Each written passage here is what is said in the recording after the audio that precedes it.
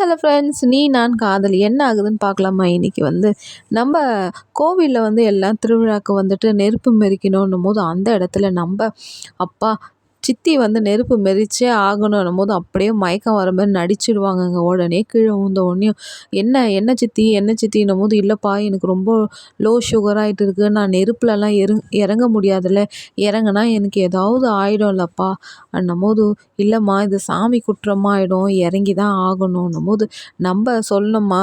சிடுமூஞ்சி ராகவ் ஏன் சித்தி தான் மெரிக்கணுமா என்ன?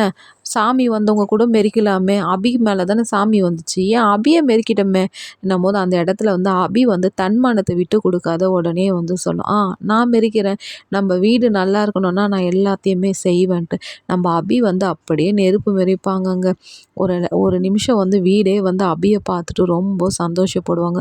ராகவ் இவளை நான் எப்படி புரிஞ்சுக்குதுன்னே தெரியலையேன்ட்டு ராகவே ஒரு நிமிஷத்தில் கன்ஃபியூஷன் ஆகிட்டு நின்றுட்டு இருக்கிறாருங்க. அபினா கொக்கு இல்லை. லைக் பண்ணுங்கள், கமெண்ட் பண்ணுங்கள் ஃப்ரெண்ட்ஸ். தேங்க்யூ.